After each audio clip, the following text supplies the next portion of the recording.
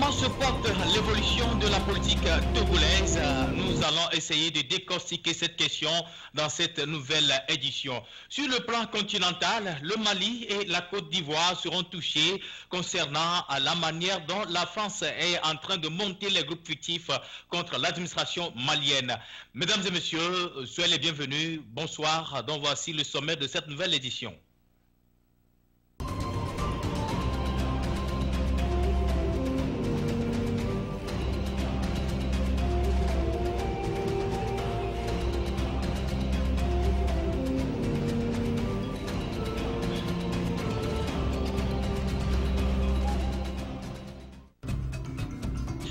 Bonsoir à toutes et à tous. Les ressortissants togolais au Nigeria ont manifesté la semaine dernière contre la candidature du président de la République togolaise des élections générales de 2020. Quatrième mandat successif de Faure Gnassingbé serait de trop selon la diaspora togolaise et à l'étranger, et même les Togolais qui résident au pays, qui gardent plutôt un calme précaire, sont en train de vomir un peu la candidature de Faure Gnassingbé en 2020. Suivant la réaction de nos compatriotes au micro bien sûr de Tempo Afrique TV qui sont à l'étranger. As they say, they want change. We are saying that no, stop to that. We are drawing a line, and with one voice, we are saying no to a fourth term. No, because why? I mean, it's mockery. Activists have been protesting within and outside Togo, with the latest held at the ECOWAS liaison office at Onikon, Lagos. That's why they signed the moratorium in 2013. So, and they have also agreed in a simple majority and agreement that by 2020, all ECOWAS states must be under democratic government, and they must also sustain democratic tenets. So, in other words, ECOWAS is also clamoring for democratic sustainability. Meanwhile, ECOWAS has urged Togo to set a date for a constitutional referendum. From the foreign desk, Awol Yusuf Jibo, NTA News. Voilà la manière dont les Togolais qui sont à l'étranger, précisément au Nigeria, à Lagos, ils manifestent contre la quatrième candidature de Faure Gnassingbé en 2020. Revenons maintenant sur le territoire de Western Togoland pour vous dire tout simplement la manière dont se porte bien sûr l'évolution de ce dossier qui réclame l'indépendance. Ce territoire réclame bien sûr l'autonomie à travers leurs leaders, les habitants de l'autre côté. Alors nous allons essayer de suivre l'intervention, les propos bien sûr de M. Charles Kwame Koudjodi, dit Papavi Robodeto, et il a essayé de s'exprimer au micro de Tempo Afrique TV pour essayer d'évoquer la manière dont ils sont tellement dans l'amertume concernant la répression du gouvernement ghanéen. Suivons le reportage. The first government came and Nkrumah. A lot of things happened to our people. Many of them were put into prison detention. Some of them without trial, majority of them after a war that erupted in the land after a compulsory voting. A voting which the British termed plebiscite was held for us to decide as to whether we would like to be in union with the Gold Coast, now Ghana, or remain on our own. Our people were made to cast votes under this kind of organization, which should have been a referendum, but was written a plebiscite. We understand plebiscite to mean something different, but this was what happened to our father. Illiterate, majority of them who were illiterate. The voting was done, and the result was 98,000 plus and 68,000 plus. That is, percentage-wise, 58% voted to be in union with Ghana, while 42% voted to be on our own. 16% was the difference. Today, if there is a winning between two bodies and the margin is 16%, the winning is not given to the winner. But at that time, that was what was done. We were wondering as to how 16 people can take a decision for 100 people. So we were talking about this. We understand democracy to mean freedom of speech. But here we are, after talking, we are at the lock and key. I am in trouble, charged with treason. Meaning if I should be found guilty by a court belonging to its own master, I'll be hanged. I pray to God to forgive me if I am wrong. But if I am not wrong, for God to save me. So it is. Immediately after that voting, which particulars I have given now, the British government and the Gold Coast government, that was in 1956, a year before Ghana's independence. They unleashed the Gold Coast Regiment to enter, to trespass into the Western Togoland, and in Pando, in Aravallo, and all surrounding, as far as Tohanjo, Araujo, were attacked. Gunfires went off. Several people died unarmed.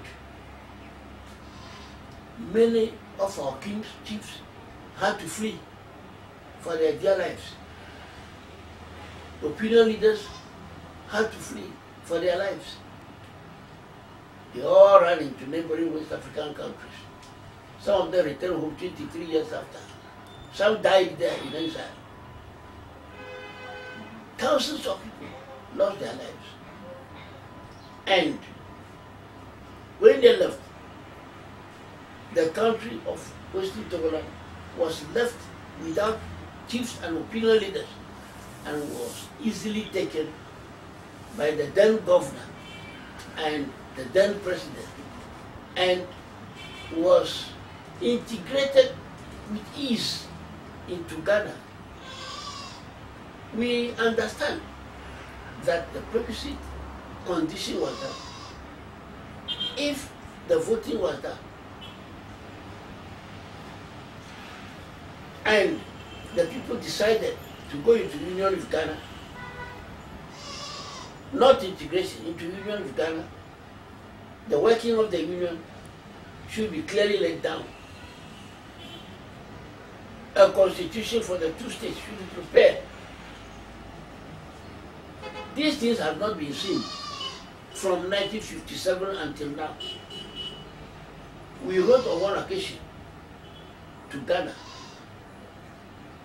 The reply was terrible. We replied again, and there was silence until now. We wrote another letter, and from the Attorney General's office wrote to tell us that apart from the bond of 1844 which carved out Ghana, there was nothing else. We wrote to the United Nations office, and the reply was that there had been nothing in their database in connection with the plebiscite voting, which we did. So until then we knew that we are illegally, wrongfully living in Ghana. If Ghana knows we are living with them rightfully, why not simply bring us to a round table and prove it to us beyond reasonable doubts that what we are saying is wrong? Voilà, telle est la réaction de M. Charles Kwame Koudjodi, qui est quand même le leader qui mène la lutte concernant l'indépendance de Western Togoland.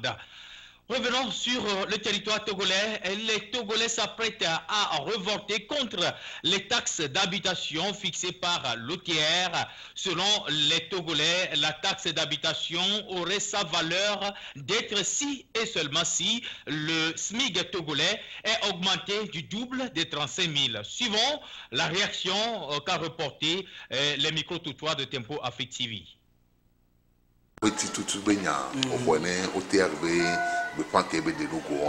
Tutuban mada pere o tier to be o nyana nuto parce que adom le wa be viola hono wa sro so na 2 millions ina sime gbona bana donc nous ke jojino wa o la te blofan togo e tiasi o kwa mi tiasi o le kwa enti nous ke jojine e conviction e la bre nous ke jone ko conviction e la bre ko si bena ni ban ni nyam ke to tero parce que on le bénin on y a le tout mais que bon va vérifier et quand beaucoup dans le tout amplifié yo sorti yo amé a chaba le temps qualifié mais quand on compte en accord au terrain on compte en amérique yo tele va do fibé ya jaba ko hochi on de so annuere asofio amé ko be gase game o chofo riba o dobe wini université bio sur tout il est top for les school mi pas bus game sune campagne a ko bus al gominami il est top for kake o fova kore non bio o fova kore bureau de vote o go on président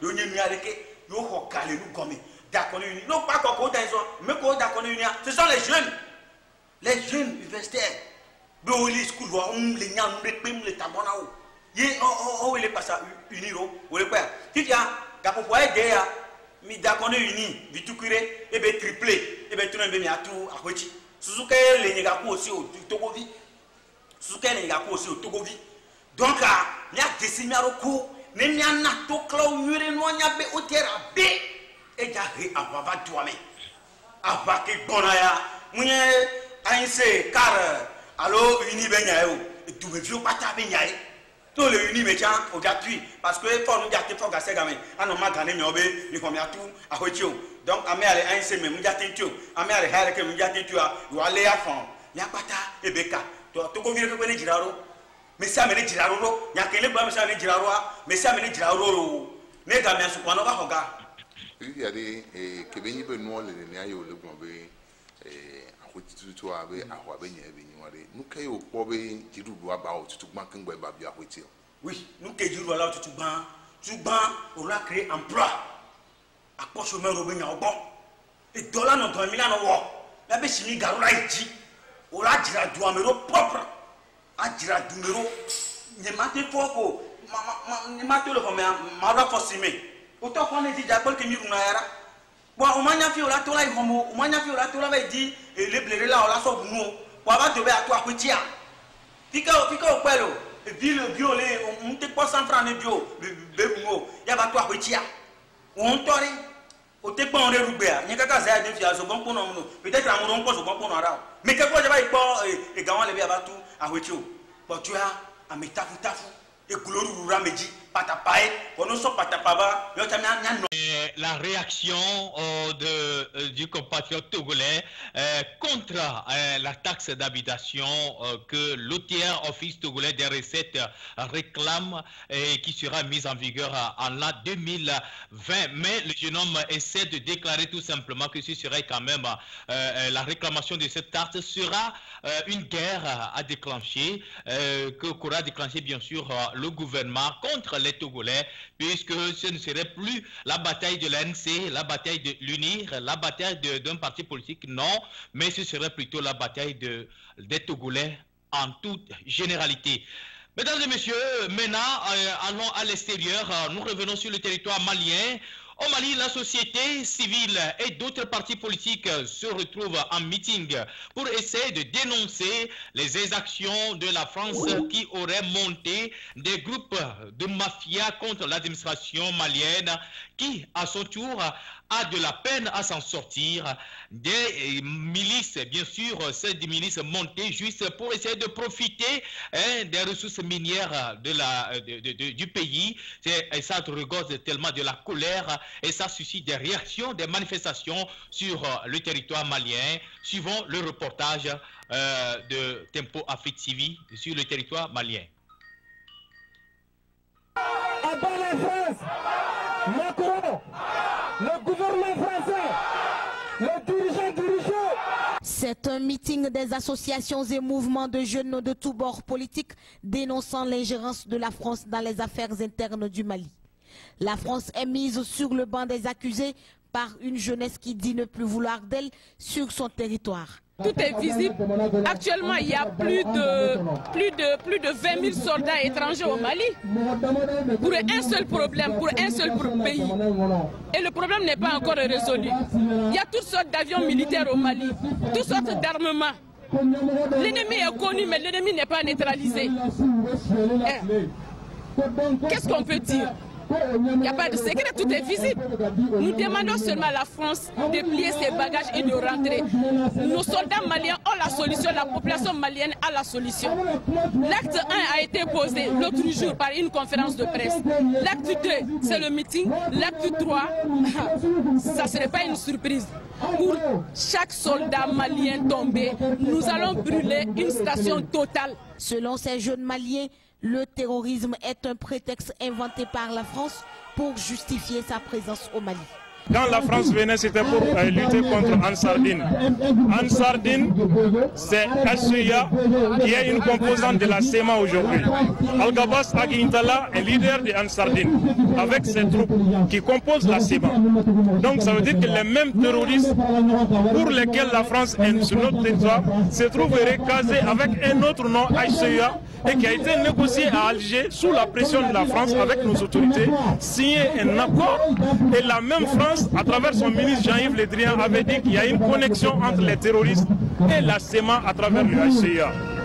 Donc vous voyez que c'est la France qui prend les terroristes, il leur attribue un autre nom, une autre Europe, pour aller négocier avec nos autorités et signer un accord qui ne peut pas être appliqué.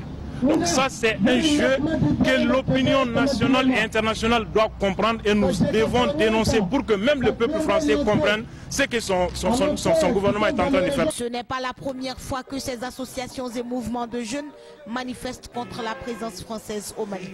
Ils disent continuer leur lutte jusqu'au retrait total de la France du Mali. Merci. C'est comme ça que les Maliens se retrouvent en colère et puis à l'heure où nous parlons, la situation reste toujours tendue au Mali et il y a un calme précaire pour le moment, mais on attend quand même la réaction de la France à travers le ministre des Affaires étrangères français ou soit l'ambassade de la France au Mali. Voilà, atterrissons maintenant en Côte d'Ivoire. Le franc CFA reste toujours un objet de critique qui essaie de se mettre bien sûr la zizanie entre les chefs d'État africains. Selon les propos de certains présidents africains, Alassane Ouattara défend farouchement la cause du franc de la colonisation africaine, considérant bien sûr la dernière assise des chefs d'État africains. L'écho reste à la dénomination de la nouvelle monnaie commune des pays de la CEDEAO. De cette nouvelle monnaie, il ne reste qu'à déterminer bien sûr la valeur d'échange, mais finalement le président ivoirien reste toujours un grand défenseur du franc CFA et estime que la valeur d'échange doit être au même type et au même tabac que le franc CFA, ce que refuse la majorité des présidents africains. Suivons le reportage. J'ai été choqué quand j'ai entendu Alassane Ouattara. J'ai été choqué, je suis resté sans parole. Parce que c'est là que nous, Africains, nous devons comprendre quelles sont les personnes que nous avons à la tête de ces États coloniaux. Parce qu'un gars comme Alassane Ouattara, tu cours, tu vas à l'Élysée, tu sors de là, tu tiens des déclarations comme ça. Pendant que toute l'Afrique, même les citoyens français aujourd'hui disent ça suffit avec le franc CFA. Et toi, tu défends le franc CFA, tu parles de stabilité. Mais on nous présente ces clowns-là comme des grands économistes. Moi, je n'ai jamais lu un livre d'Alassane Ouattara. Je n'ai jamais lu un traité d'Alassane Ouattara. Alassane Ouattara a été simplement un fonctionnaire au service du système. Quand ils ont eu besoin de lui, ils ont foutu du bordel en Côte d'Ivoire, ils l'ont installé. Point à la barre. Tout le reste, ce sont des détails inutiles. Il est temps que nous arrêtons de jouer les paroles et nous attaquons le problème à la source.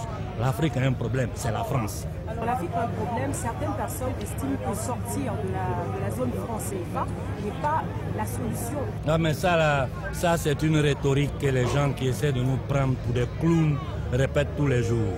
Mais pourquoi la France ne va pas garantir l'argent des Chinois? Pourquoi la France n'est pas présente dans la Banque centrale des Canadiens? Les chez nous seront présents. Comme le professeur Nicolas Oboou l'a bien expliqué, le problème monétaire, c'est une question de volonté politique. En 3 jours, on change de situation. 3 jours, c'est une question de volonté politique. Et en Afrique, il n'y a pas de politiciens capables d'affronter la chose sans peur.